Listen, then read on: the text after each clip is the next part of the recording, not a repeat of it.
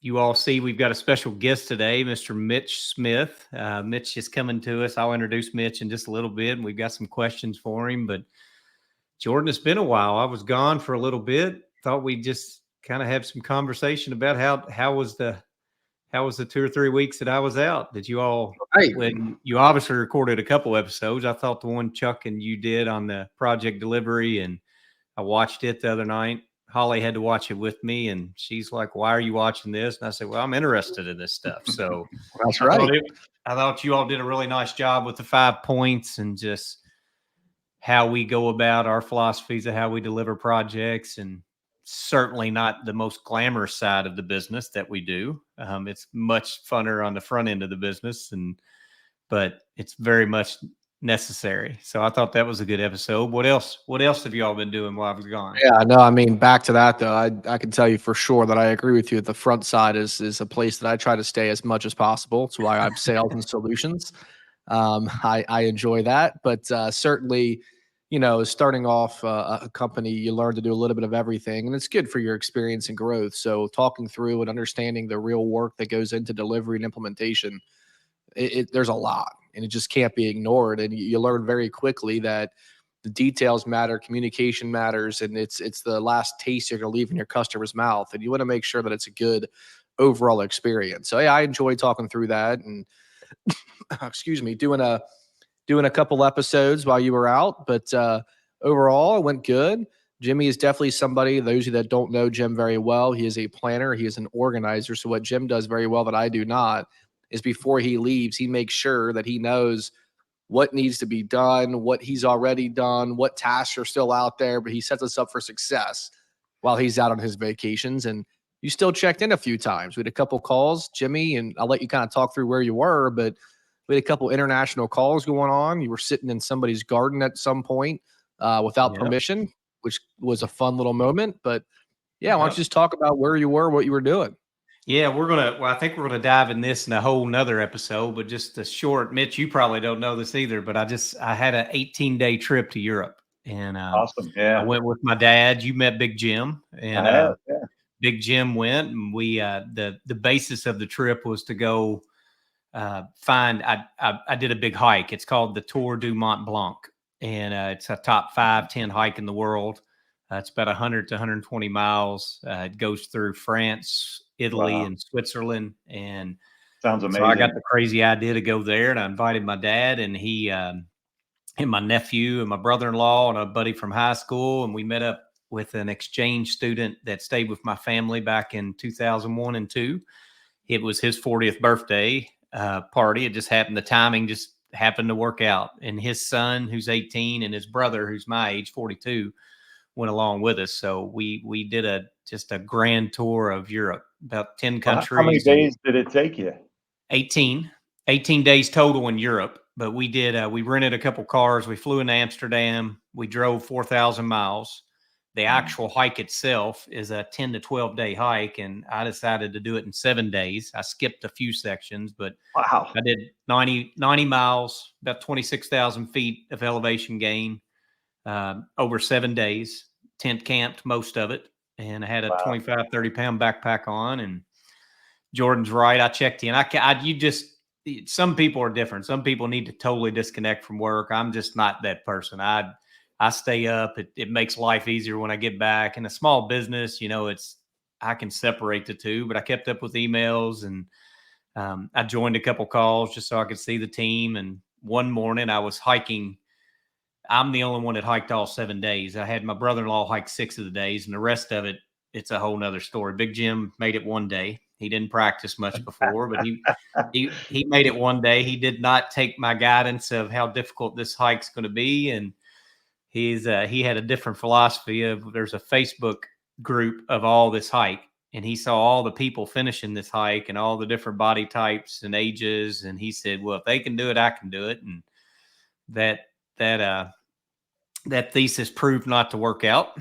And so he hiked one day, but it's a memory I'll always have. Dad's 71, almost 72. And it's 4,000 feet up every day, Mitch, and 10 to 15 miles. I mean, it was there's more technical, there's harder hikes, but it's not a walk out in the backyard and you take a a mile stroll on flat ground around a little city park. It was you needed to train for it, your muscles that you don't use. But Yeah. we What a tremendous experience though, to be able to do that with friends and your yeah, father and all that.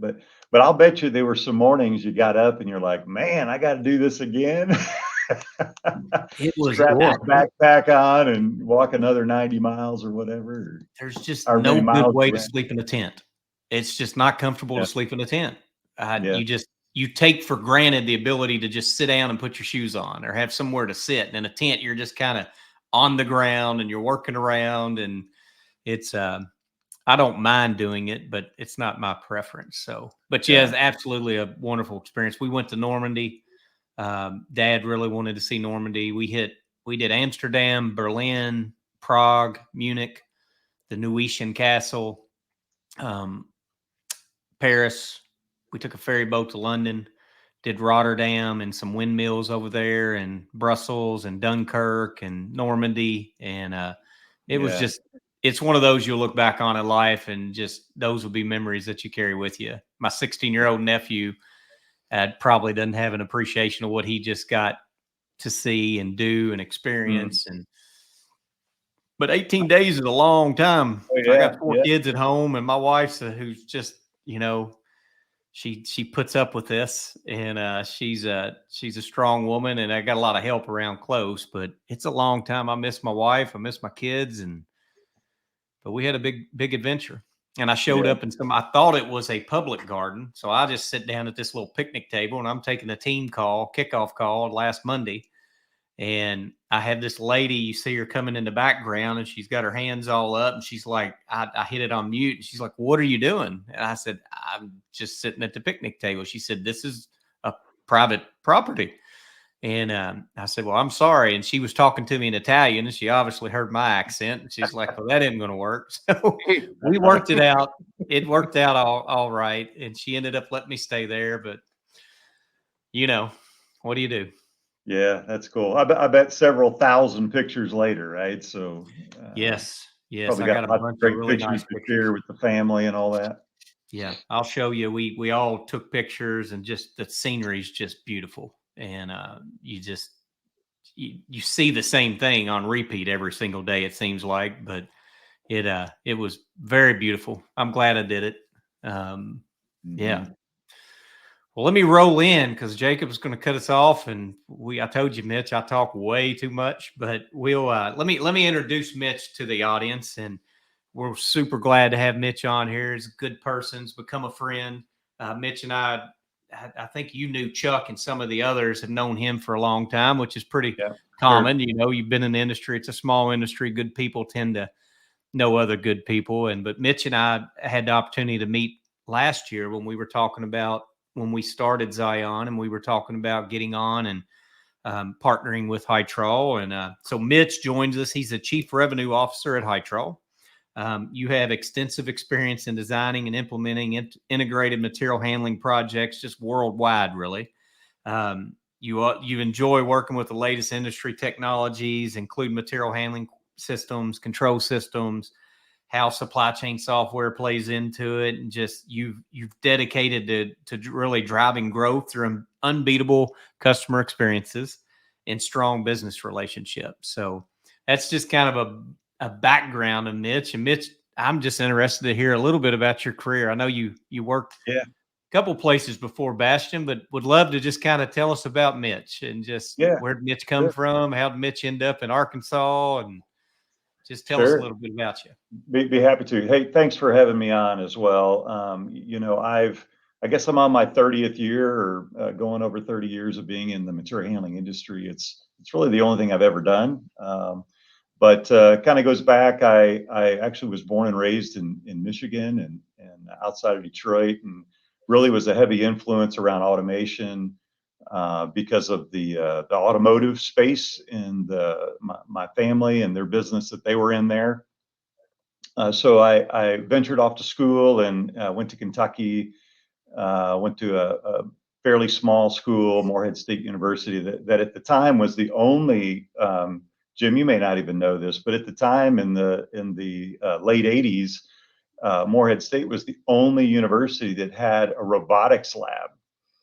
Really? So that was a big driver for me, as well as I had a chance to play a little bit of ball there. So great chance to learn about industrial automation and industrial engineering practices and technology deployment, which was kind of the educational side. And then I was able to go right to work, really, a little town called Carrollton, Kentucky. Worked for a company at the time. Teledyne was the name. It was a global company that was really kind of involved in a lot of different industry spaces. And that's where I had my first material handling experience. We had a building expansion. I needed some conveyor, needed some rack and shelving, and I got in touch with a material handling company based out of Louisville, Kentucky, that ultimately I went to work for, and spent 23 years there, grew the business, did lots of exciting things. We bought companies, sold companies, hired a lot of people, trained a lot of people, grew it from basically a 30-man business to right about 500 people when I left the business, and that company eventually sold and is now part of the Toyota family of companies. So they're well over 1,300 employees today. Certainly, a lot of smart people, a lot of talent, a lot of different departments doing various things, from what you guys are doing with upfront consulting and engineering design of systems, to the full-blown implementation, customer support afterwards, and the whole bit. And just really, it's been a fun industry to be in. I had an opportunity to move from the Cincinnati, Ohio area. I've been in Jonesboro, Arkansas for 7 years, and it's been really a fun experience being on the manufacturing side. When I first came down here, I was responsible for engineering, which was really great because I got to see kind of from the inside out, kind of how these designs are coming together, how we manufacture, the manufacturing processes. And then in 2020, I moved into the business development role, and really, I think it's a great fit for me because I really spent the majority of my career as an integrator, and I really enjoy spending time with partners like Zion, and getting to know you and to help you in whatever way that I can. And it's really exciting to see what you and Zion are doing with various technologies. Certainly want you to sell a lot of Hytrol as well, but we understand it's not all about conveyor. It's about the customer and the best solution to meet the needs. But yeah, that's a little bit about me. It's been a fun career for sure, and just trying to extend it a little bit here and keep learning. That's the other thing about the space is, every day I feel like I learn something new. Whether it's a new product, a new solution, there's a new challenge that's out there that customers are up against, that as an engineer, like you guys, you're just trying to find ways to solve, and that's enjoyable. So it's been fun. That's awesome. Yeah. And I'll brag on Hytrol a little bit. But first off, I do want to mention, so Mitch and I had the chance to have some dinner, I think that was last week, and we got talking about his roots in Cincinnati, Ohio. I see your baseball picture there in the background, and Oh yeah. one of the topics that came up is Mitch is a avid fan of baseball. And I didn't tell him this at the time, but when he was here, Mitch, you were talking about how you and another couple split season tickets to the Cincinnati Reds, and you're the first person that I can say that I've met that's had season tickets to the Reds organization. So Yeah. I thought that was a pretty cool thing. Pretty big baseball fan if you're going to 40 plus games a year. So Oh yeah. I know For that's sure. a passion of yours, but Yeah. So my wife is from the Cincinnati area, grew up big Reds fan. Even she and her family every spring would go to Florida for spring training. So my wife is a much bigger fan than even I am. So wow. yeah, she knows all the players, she knows all their stats. And of course, her brother and her parents are exactly the same way. So big baseball fans, and And of course I am too. So it makes a good matchup. So. For sure. Well, it's exciting watching them this year. We'll see if they can finish it out well. I hope they can. But what I was going to say about Hytrol, just before we have some questions for Mitch, but so for those of you that don't know, Hytrol is one of the leading conveyor and sortation manufacturers really in the country, if not the world.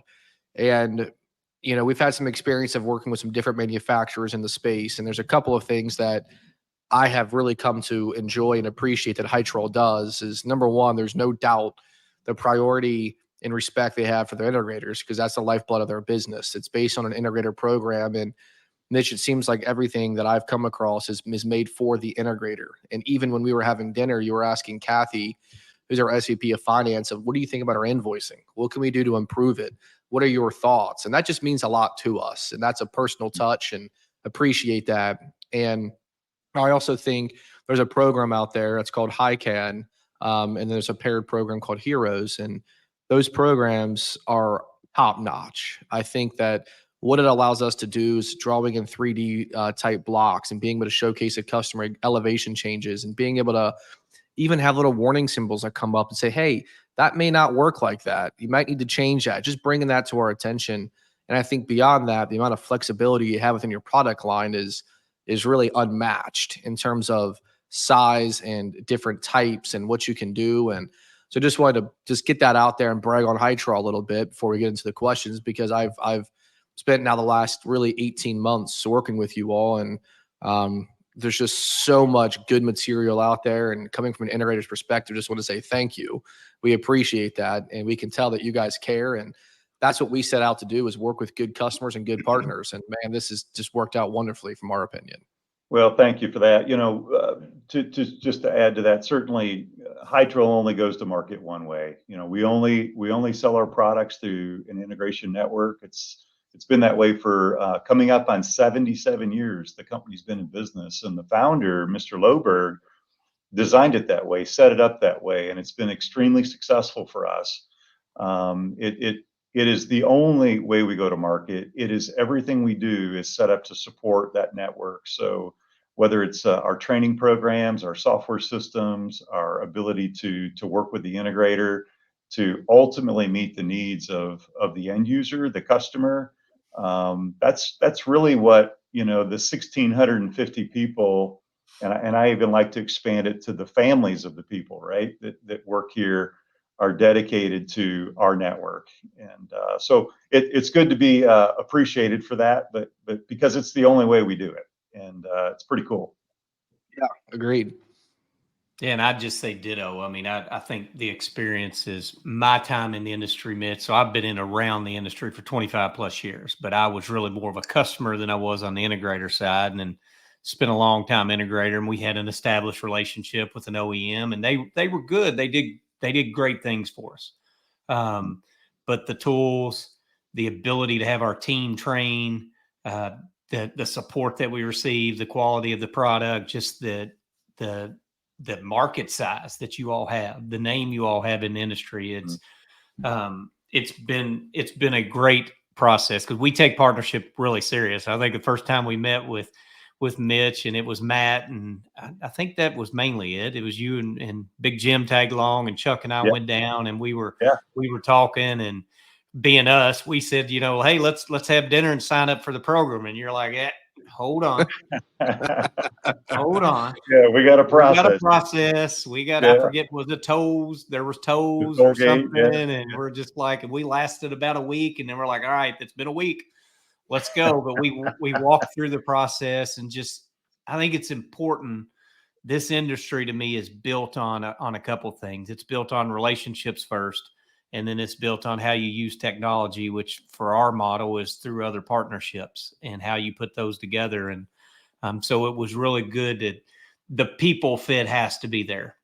Yeah. The work is the work, I like to say, but you got to like who you work with. You got to have the relationships, and that doesn't mean that it's one-sided one way or the other. I mean, it's a tough industry that we serve. And so the ability to meet in the middle and have people that you like and work with, and but your all's training tools, your all's ability to support us, it's been a great experience, and we're very appreciative of that for you, from you all. So And we really enjoyed the tolling process to get on to the integrator program too. So I don't know if I've ever thanked you for that process, Right. but we appreciated that. So let's go into Hytrol a little bit, and just we got some questions. We're not real super structured on this, Mitch. We just like to see where things go, but we want to spotlight Hytrol. We want to spotlight you. So thanks for the background, but just what are some things that maybe, you all are a leader in the industry? What are some of the things that Hytrol's doing to stay there, stay at the forefront?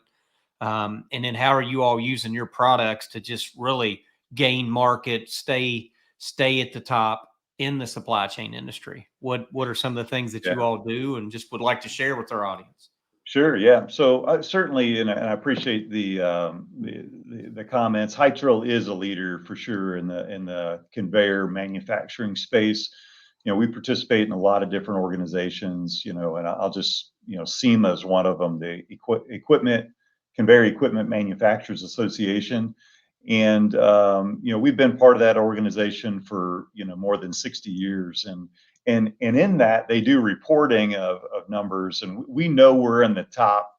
We know we're inside the top three and consistently in the top three, but we're the only company that reports only conveyor manufactured. The others report all revenues, and we're still in the top three. So we know that we are a dominant player in that space. In terms of what we do, we are purely focused on conveyor, right? And anything associated with conveyor. So we're not easily distracted by other products that are in the space. And I have a lot of people ask me quite often, well, are you concerned about AMRs? Are you concerned about other types of robotics or other technologies? And while yeah, it might concern me a little bit, we are purely focused on how we can integrate together, right? These are complementary products that are out there in the space that they do something that's unique and special that conveyor does not do, right? That's why they're being developed. And I guess I have a little bit more of a engineering and maybe more of an integrator perspective on that. But if conveyor would provide the solution, then you'd be using it. Or otherwise, these other products would not need to be in existence. So we're focused on conveyance and changes in conveyance that will complement new technologies or grow the ability to implement and execute conveyors. So I'll give you some examples. The e-commerce space is certainly it's been hot. It's been super hot. And it's also changed. I think culturally, it's changed. Different generations too. Big Jim. I would venture to say Big Jim was not a big e-com buyer 10 years ago, right? I bet he's probably pretty comfortable today. It'd be the same with my father. He orders online probably more than I do. And I think so. This generational change has had some acceptance. And of course, the younger generations, my children, your children, that's just what they're comfortable with. So e-commerce is not going away; it's going to grow. And so we've been developing products that are for that. So as a real example, our ProSort 1100 multi-sort, right? It can handle Jiffy packs and envelopes and small boxes and packages at a really high rate. So it's available to sort on 30 inches center, both sides. We get a lot of destinations, which is important for e-com kind of facilities. And so we've taken a sortation solution that we've had and we've said, okay, well, 12-foot dock doors on center is not necessary, right? We need to get the diverts closer together. So we basically adapt and change to meet, the e-com market, right? We have the other spectrum of that too, which is e-com. So you have the small items, but now you have big items. So you have things like, I want to buy a sofa or a piece of furniture online. Well, you can do that today. That was probably not something we would have done even 5 years ago, but today it's pretty typical. So we now have a large sorter, our ProSort 1400 LP, that allows you to sort furniture, large items at a pretty high rate of speed. And that's something that didn't exist 3 years ago, right? So again, I think e-commerce is driving lots of changes on that space. And then we have the parcel side. So not only did you get it out of the distribution building, now you got to transport it, right? So now you get it to the parcel carriers, and they need the same technologies, right? So whether it's the transportation conveyors or it's the sortation conveyors, we're able to provide those, and we've adapted to change that. So we can not only get it from the DC, but we can get it through transportation and then ultimately to the door of the customer.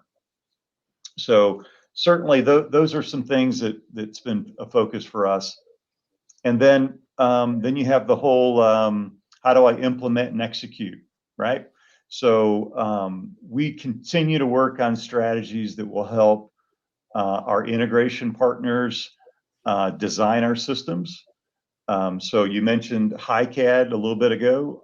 That tool is really set up to design a system, be able to see what it looks like in paper space views or in three-dimensional views, but also to be able to take that geometry and transport it directly back to us, where we can create orders and automate that order process inside of Hytrol.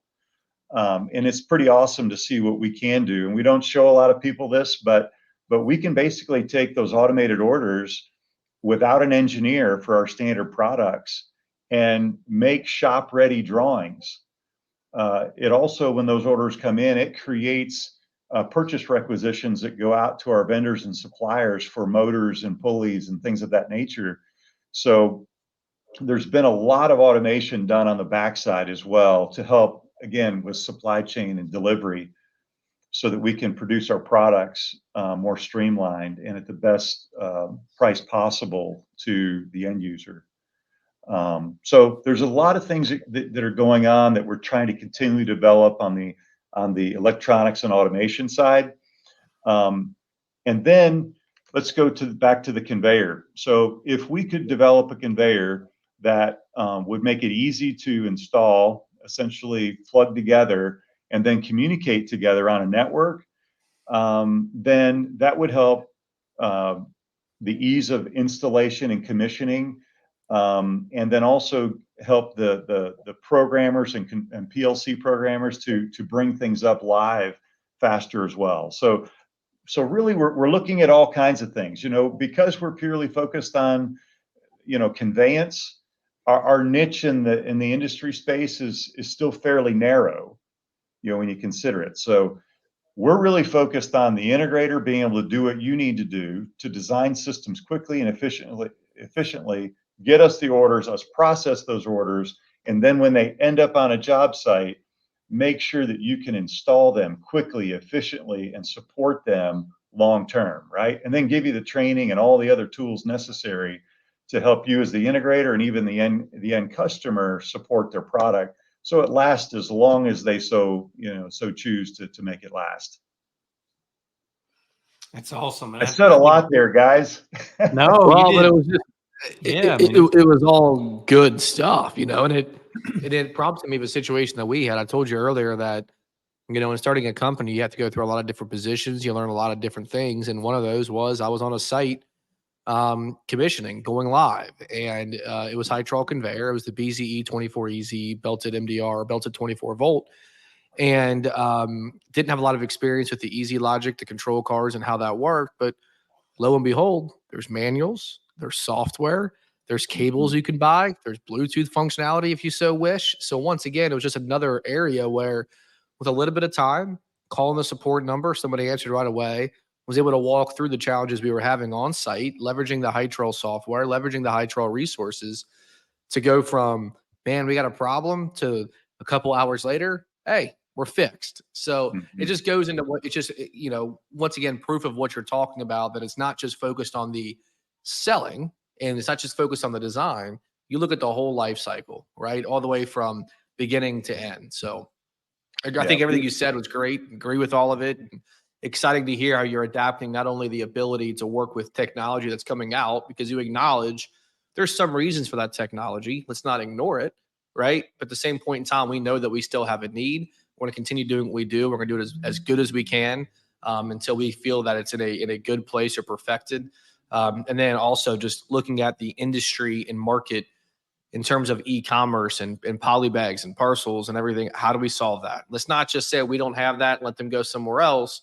Let's leverage what we have, the people that we have, and continue evolving, even though you're a well-established company. So I think that's a great answer for how you're continuing to remain on the forefront and be a leader in the industry. Mm-hmm. Yeah. Yeah. So, as far as supply chain goes, that's a whole nother area. Our suppliers tend to, we've had long-term suppliers. I think that's one of the things that's been so great about us too, is because we've been doing this for so long, we're not out buying from 50 different companies. We have the relationships with our steel supplier that's been greater than 50 years. So we even had our competitors calling us during the steel supply challenges when they were buying steel from us. They couldn't get tube or they couldn't get certain coil steel, and we were able to get it and then reselling it back to them because of these relationships that are so critical for us. So yeah, supply chain is a big deal too, and there's so many different facets of that. And I think we use supply chain universally for lots of definitions, but that's another area I think we'll probably talk about, but lots of new ideas and concepts about how to tackle that and how that's moving forward in the future. Yeah, I think it's we're always trying to look into the future, and you've been part of the industry so long now, Mitch. It's like the world seems to be, I use Chuck's words here, but the world seems to change every day. And there's all these new technologies coming out. And some people are very early adopters in that. Some people are really more laggards in it and they want to see it work. Some people get super excited about it. And as an integrator, we've always got our eyes on what's the next thing coming. But at the end of the day, you still have to do the basics. And the basics are convey in feeds and discharge, and you've got to do the basics. You've got to have storage platforms. You've got to have storage material. You've got to have conveyance material. And so how do you see, obviously you all have a more narrow defined product that I don't want to say it's narrow, it's the wrong word, but you're focused on conveyor and how you convey packages inside the industry. And what trends do you see? What trends are you all seeing? What are you all noticing? And you've been there, 7 years now, you said? That's How right. do you see the evolution? Because the world changed about 3-4 years ago. The world really pivoted a little bit, and I think it opened up some markets, and it infused new technologies that maybe the U.S. market wasn't quite ready to adopt, that they've started to adopt. But how are you all seeing that? What trends are you seeing? How do you all stay? Are you reacting, or you got an R&D that you're ahead of it, or is it some combination between the two? Yeah. So in terms of the product side, the trends, I think I mentioned it a little bit earlier, but I think the smaller products, the products for e-com in particular, the number of eaches or the line items per order is still 1.2 or less than 2 items. So you're going to be in a pretty small package. So the ability to confidently convey, transport, sort those smaller products is certainly a trend that's there. But it's not just the ability to move them, right, to transport them. It's to know where they are every step along the way, right? So the order drops in from online, and then it hits the WMS, and it transfers to a pick station or in some sequence, right? So you're sorting out what's the SLA, what's the drop time for the pick the carrier, right? So it's got to be in a certain sequence, and when do I let that go out onto the conveyor system or into the operational area of the facility just start picking that and then sequencing that through, and then who picked it, who picked which item, did they pick the right quantity, and then you get into the whole accuracy and brevity and all those kinds of things to make sure that when you finally pack it out, that you know exactly every step, its journey, so that you can backtrace that and know, just how good you were. Did you really perform, that order as best you could? And then you got all the financial side of that, right? So, I've got return on investment. I calculated so many people, just produce so many orders a day. Is that really working out, and so forth? I'll tell you that is one area that I think is going to continue to change, and that is fully understanding every step along the way, so that you can financially understand, is this system benefiting me or benefiting the company that bought it as expected? And all of these different data points are going to become more and more critical. And I think that's an area that's going to continue to grow and change, and we'll be challenged to answer those questions up front in the sales process. Prove it, show me, and can I sign a contract of performance that says, if you do or if you don't kind of situation, right? I think those will be some things that'll be interesting as we move forward into the future. Gotcha. Cool. What I'm going to pivot to another little question, take us another direction on. So you've obviously been in the field, and you've kind of touched on this a little bit, but you've got extensive experience. You've been around, you've seen the evolution, you've seen it from different points of view. You've seen it from the lens of an integrator, which I think is a really unique perspective. You were a customer early in your career, so that's a whole nother perspective. And now you're more of an OEM provider, manufacturer. So I think you've got extensive experience. But what advice maybe would you give to individuals or businesses that are looking to optimize their supply chain, whatever the broad word of supply chain is? But maybe it's just advice. Like, you've been in the industry. What words of wisdom would Mitch pass along, and just give in any capacity, right? An integrator, a customer, a manufacturer, and specific to conveyor systems if you want, but just what advice would you give out? Well, the simple and easy one is pick a Hytrol integrator, right, to work with. There we go. We like that one. Right. Yeah, we know one. Yeah, right. Yeah. Pick Zion as Solutions to your work with. Hytrol integrator, right? That's right. Pick a solid integrator, and I think that is absolutely key. And it depends on the scope and the scale for sure of who you work with, but make sure that they have experience.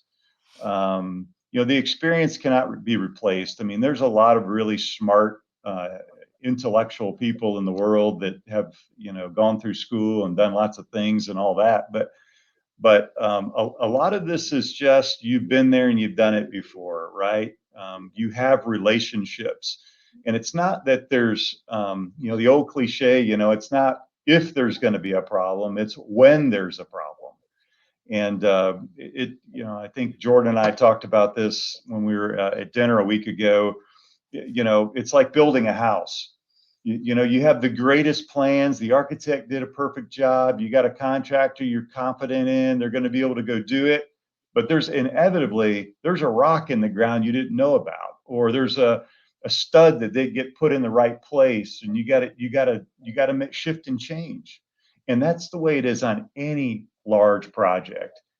And so having someone that's kind of been there and done it, knows what to do, can keep the customer calm and still work through what's going on is critically important.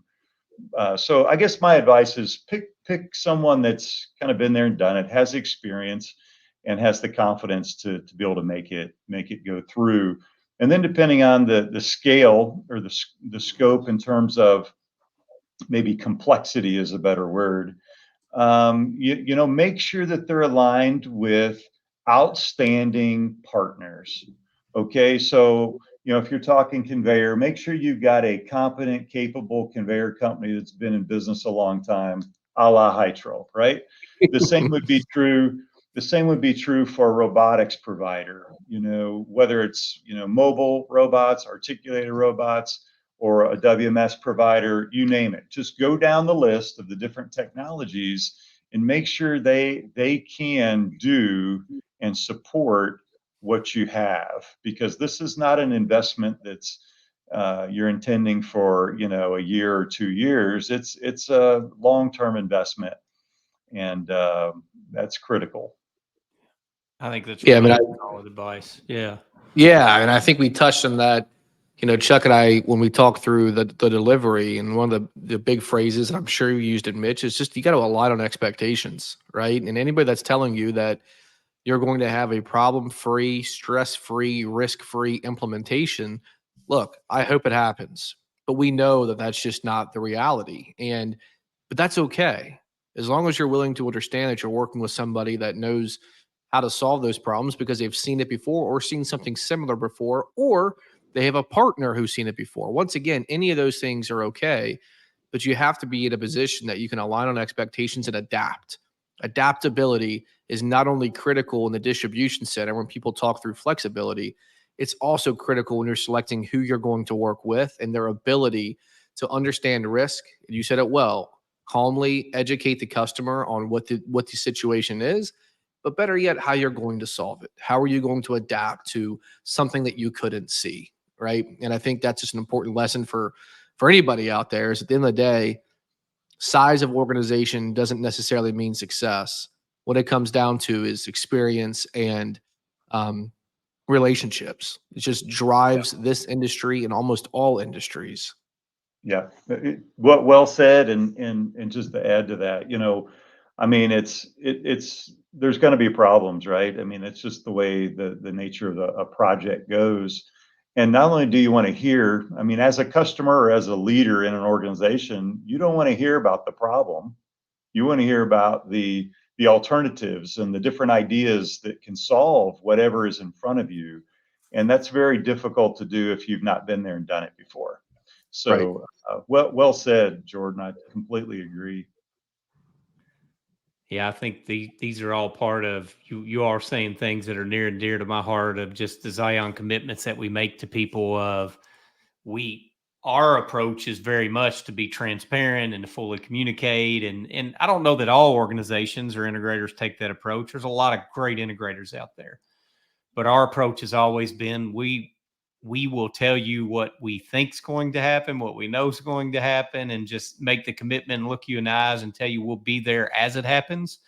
And we'll always meet you in the middle. There'll always be, real-time communication, full transparency. And you can sweep it under the rug. A lot of times in the sales cycle, when you're going through an RFP, you can make everything rosy. You can act like there's certain things that don't exist. And some customers want to hear that. They're not really the customers we want to align with, because that's not reality.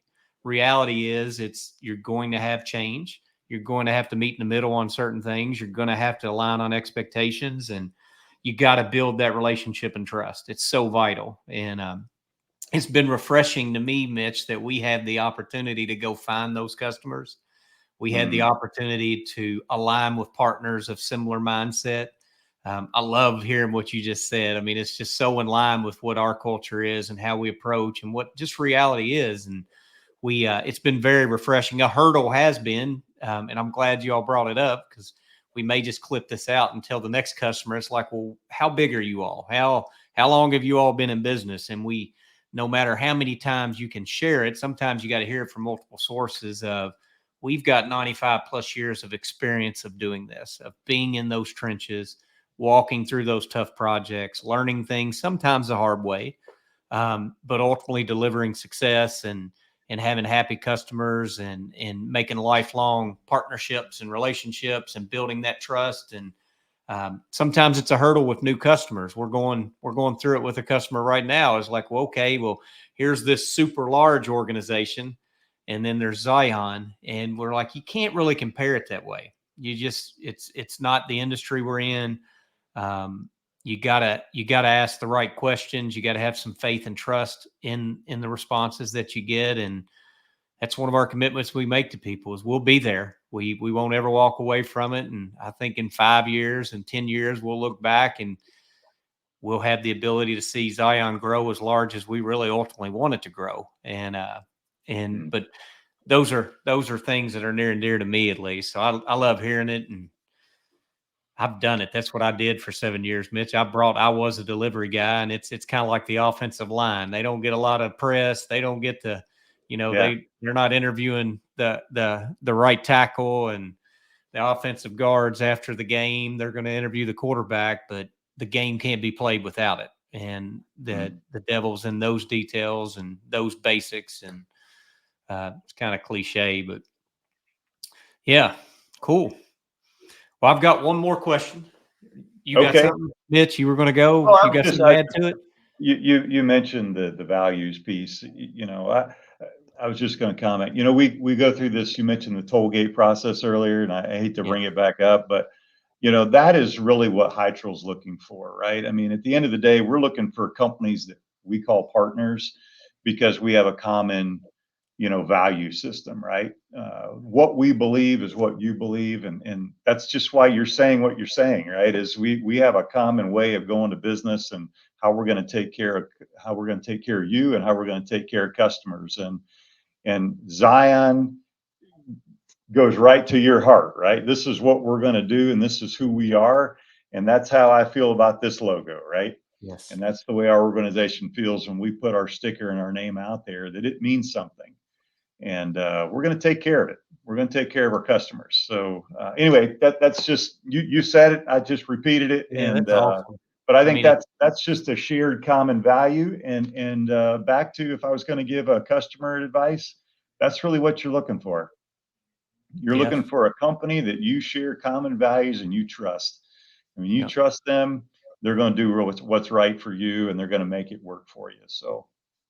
Well, I just repeated what you said, but it's dear to me too, and it's a big deal. So, well, you can't hide that, Mitch. I mean, you can have processes, you can have paper, you can have sitting in a meeting, but I think it's authentic, right? That just what you just did was authentic. How we approach things. I think we hope that attracts customers, and it's because it's who we are, and we always say it's easy to wake up and be who you are, and it's easy to be who you are. You don't have to put it on. And I was just giving you a hard time about the toll gate. I think it's a wonderful process. We were appreciative of it. Chuck is just impatient. He's not on here to defend himself, so Chuck's just impatient and couldn't wait. I was willing to wait as long as you all needed. So he'll listen to this again. But it comes back to core. When we started Zion, Mitch, and I'm going to go down a little bit of a rat hole here. We spent a lot of time on putting together what's our vision, our mission, our values. And we look at our vision, and we've talked about this a lot, but the vision is what you aspire to be someday. And so what we aspire to be is to deliver memorable experiences and guide intelligent change. And our mission is what you ultimately wake up and you do every day. And, it's to build up, inspire, encourage, serve others, and then provide world-class, integrated, best-in-class material handling supply chain solutions. I can't talk, solutions. And then our values is just that's the minimal acceptable items to be here, to be part of Zion, for us to put our brand out, to put our piece of paper out, to say we're going to do it. But I think one of the things about us that I'm kind of a nostalgic throwback in some extent is I'm not a real complicated human being. I don't need a lawyer. I don't need a 14-page document or a 100-page document. My handshake, me looking you in the eyes, all of us at Zion, the company we're building, that still means something to me. Now, I understand there's life and you got to have contracts and terms and conditions because things happen. But at the end of the day, what we aspire to get out to people is what we tell you we're going to do, we're going to do it. And we'll be there until it's done. And we partner with companies like Hytrol that we feel the exact same way about. There's other companies that we've met that don't meet those standards for us. And we haven't burnt that bridge because life's too short. You never know when leadership changes. Life could change, but we haven't aligned with them. And I think that's what we bring to market. So there we go. You got me started, Mitch. The we're going to wrap up. We're close to 45 minutes. We're at 49. So let's wrap up. We always try to have like a fun, non-business, kind of more personal look at things, Mitch, I think Jacob calls it an outro type question. It's just the last question. And I threw this on at the last minute, but if Jordan and I were to ask you, like, what is one of your best or most worthwhile investments you've ever made? And it could be an investment in money, in time, in energy, in a family member. Like, if Mitch had to say, just get super platonic with us, like, what's one of the best investments you've made that's worthwhile for maybe somebody young, or maybe even somebody that's, just needs to recalibrate in life a little bit? And where have you put your time or your money or your energy in that's just paid off in dividends for you? Wow. Tough one, hard question. Jim, you could get me really sentimental right here. That's okay. Go for it. Well, I'll tell you, where you put your time and where you put your money is where your heart is, right? So if, and I would say, in my younger years in work, I spent most of my time working, and there was a lot of reward in that, probably a lot of ego in that, frankly, that people gave me the time and energy and the kudos and the accolades and the paychecks and all those kinds of things, and all that in the moment seemed really, really important. But I would say that that is not what is important. What is important are the relationships that you make and the friendships that you build. And I said that first, and I should have said family is the most important thing, because at the end of the day, you go home to the folks that love you and care for you, and they should be getting the best of you and your time and your talent and the resources and the benefit of what you've done all day when you're not with them. And I think the most challenging thing that I think most people have, and I certainly have had in my life, is balance. What is it? How do you do it? And how do you do it every day? And I would suggest you should work hard, you should play hard, but you should keep your priorities in alignment. And whatever those are, if it's God, self, family, whatever they are, every day you should wake up and strive to do that to the very best of your ability. And so anyway, I guess that's my words of wisdom. It's been a challenge. It's been a challenge for me, for sure. I think it's a challenge for most living human beings that have competing interests in life. But I think it is very easy to get shifted. And if you can have a spouse or a friend or someone that understands, that you can share with and understands your priorities, they can also help realign you when needed. I think it's wonderful advice. Really, really like it. Dig it. And Jordan and I are both in kind of a good season of life where we got young kids. And I posted earlier this week, Mitch, about school. One of the priorities I've made is I will be at the first day of school for all my kids. And I've missed a few of those over the years. And I just said, I'm not going to do that again, because you don't get some of those days back. And it is certainly a challenge to balance it. We talk about it often. Jordan's got a young family as well. Three kids under 11 or 12, Jordan. Yeah. 11, 3 and 1. Yeah. So, and then just to keep your spouse and to keep your faith and just to keep all the things in balance, because it's too easy to get sucked into the vortex of work. And I don't think at my eulogy they're going to talk about how much conveyor I sold. I don't think anybody's going to quote that stat from me. So now, Jim, they might at mine. I'm not sure. Yeah. So that doesn't mean you should let up on selling conveyor. Okay? There you go. Right. Because that might mean something for me. Okay. Yeah, there you go. That's right. There you go. Well, I've greatly enjoyed it, Mitch. I think we're going to wrap this up. Thank you so much for your time. I know you're busy. I know you worked us in this week. we hope to look back in 5 to 10 years, as long as you stay around and as long as we stay around, that this friendship develops even more. And we're grateful for you all. We're thankful for you all, if I can talk. And thanks for the time. I think somebody's going to get something out of this podcast. And sometimes in life, you just got to touch one person. You don't know where that invisible thread in life goes and pulls through and weaves, but that's why we do it. It's to spotlight you all and to just talk about good people, meet good people, and hopefully encourage and inspire others through some of what we do. Awesome. Well, hey, Jim, Jordan, thank you a bunch. It's been fun, definitely fun, and looking forward to what we do together and changing the world of the material handling space. So absolutely. Awesome. Yep. Thanks, Mitch. Thanks, Jimmy. I think that's a wrap. Yep.